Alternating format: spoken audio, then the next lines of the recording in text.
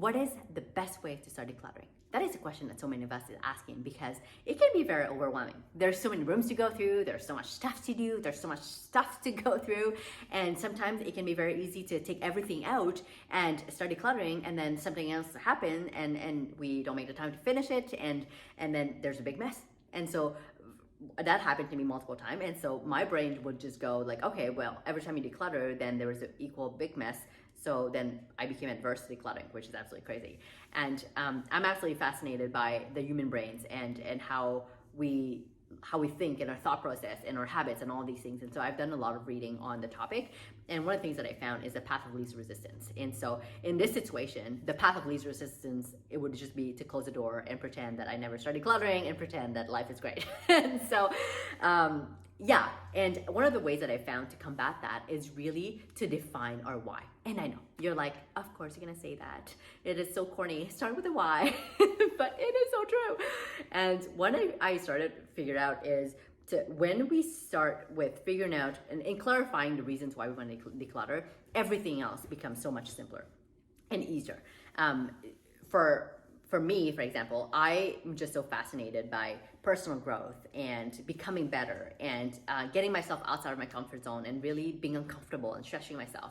And I had found this workshop, Americano workshop, and that was back in 2018, so I didn't know who Americano was at that time, and that was the first time I heard about her, and I just wanted to become better at organizing everything, like my home, my life, everything. I just love organizing. So, and then I saw the workshop, and I went, and I was like, wow, like this is so new to me. And so I ordered her book, devoured the book within 3 hours or so, and I was like, okay, let's go commemorate our home. And it was awesome. And that may not be you at all, that you're like organizing why. But it could be something like your why may be something simple like, okay, well, we're downsizing right now and all this stuff cannot come with us, and so we need to do that. Whatever that may be, the why, it doesn't really matter. It's just that we know why we need to do this, because at the end of the day, if our home brings us like so much joy, so much peace, so much love, and our home is perfect for us right now, right this season, then there's no need to declutter. Then our home is perfect for us. But if there is a little something like, oh, I wish that we had this or that, or I wish that I would stop picking up these things, or like whatever, then there is a pain point that we need to fix, or that we should want to fix anyway. And I just love these things. So yeah, and so that's what I found when I started figuring out my why. And the other thing is to just start small. Like, we need to stop wanting to do everything perfectly. And I'm totally like that. I won't get started until I figure out everything I've read on every like article, book, and everything about the topic, because I want to be an expert in the topic before I get started, which is crazy, because no, we don't need to be perfect to get started, and we don't need to have it all figured out. We just need to get started. We need to get started small and just keep going. So if it's 5 minutes here, 10 minutes there, 15 minutes there, awesome. We just need to do it. And by doing it, then we get the rush of like excitement of, okay, we're doing it. And then we tell our brain every time that we are following through on what we said we were gonna do. So then our brain's starting to have confidence in us. And I think that you're probably like, we're talking about decluttering and you're talking about a human brain. This is crazy. You're a little intense. Yes, I'm intense. And I think it's just, once we understand how we make like decision and our thought process and all of these things, it becomes so much simpler to, I call it hack my brain, essentially. Like, I do manipulate my brain all the time. Like waking up early. I am not an early riser, but I do manipulate my brain to wake up early. That's another story for another time. But anyway, and so just to start small, like, I know that I'm talking about Americano because that was my situation, and I know that I don't think she's marketing herself as a minimalist or anything like that. But for me, my minimalism journey, Mike and I started with her. So that's her method. And so that's why I'm talking about her. And I think she does talk about, I think it's close, the first step. I don't remember. It's been a long time, since 2018. And so, but she does talk about that. And then there's tons of resources out there, tons of great channels, tons of great books, tons of great whatever. And all of them are amazing because they work for them. And so I would just really pick and choose what works for us. best. And so right now, I probably wouldn't be, well, actually, I don't really care about clothes. And so I wouldn't start with something that is like has emotions attached to it. I would really start with something that I have no emotions attached to, for example, our kitchen. If we were to restart our minimalism journey right now, I would start by the kitchen, because I don't care about what we have in our kitchen or what we don't. And to really just ask ourselves, like, okay, yeah. Sorry, I'm just having so many thoughts in my brain at the same time that I want to like just share.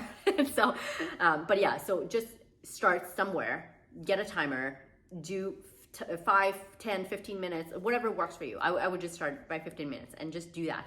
And I'm also, there may be some other people out there who is like me, and 10, 15 minute timer doesn't work. I'm not like that. When I start something, I want to finish it right away. So if it takes 2 hours, it takes 2 hours. And that is just what I've learned to appreciate in me, and to understand that it's okay. And so if a 15-minute timer doesn't work for you, then don't do it. So, but just start somewhere, start small. And I think that is the key, that we need to start and get started and do that every day consistently. And then we'll follow through on what we said we were going to do. And another thing that I realized is that,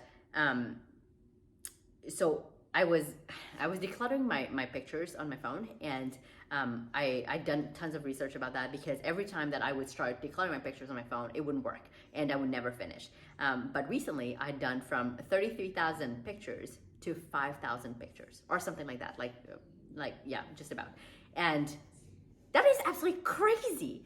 And that person had said, stop decluttering your pictures by deleting the ones you want, that you want to delete, essentially, but start hearting all the ones that you want to keep. And I was like, you are crazy. That does not make sense at all. But I did it because all my other ways didn't work. So I wanted somebody else's brain to tell me what to do. And so I tried it, and it was crazy. It worked, because clearly I went from 33,000 pictures to 5,000 pictures or something. And there was just something, so I don't even understand the thought process, the psychological process behind that, but it worked. And so I just applied that to our physical stuff, and just go through our home and being like, okay, what do we want to keep? And being intentional in what stays instead of what is going. Because I think that, yeah, I think our brain is such an interesting thing, that when we keep on going like, okay, we didn't want to get rid of that, let's get rid of this, and let's get rid of that, then we go, okay, but all these things we don't want to keep, so then there's no more to keep. And then we're starting to think with a mindset of lacking and a scarcity instead of abundance. And yeah, so then Mike and I, we really like to be intentional in what we keep, whether it feels purpose, like multiple purposes, and that it's functional, or that it brings joy, or whatever that may be for your home. Like, it may not be the same thing that Mike and I, and that's just okay.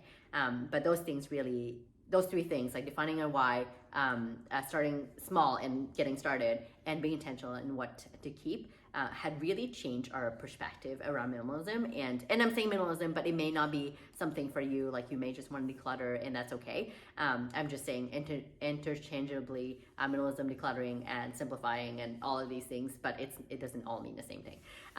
Yeah, and so that's what really would help me if I had to start over right now, and that would be the best way for me to start decluttering right now. Just a side note that I'm currently doing a 30-day video challenge, one of those things that I like to do, and adjust myself outside my comfort zone so I can become better, learn new skills, and be uncomfortable. And one of those things that I need to do is to video myself talking to the camera for 30 days in a row, and then so I just figured that may as well answer some of the questions that I've received and post them, so then you can see not only the progress, but hoping that you'll be able to receive some value from the questions. And so we'll talk to you soon.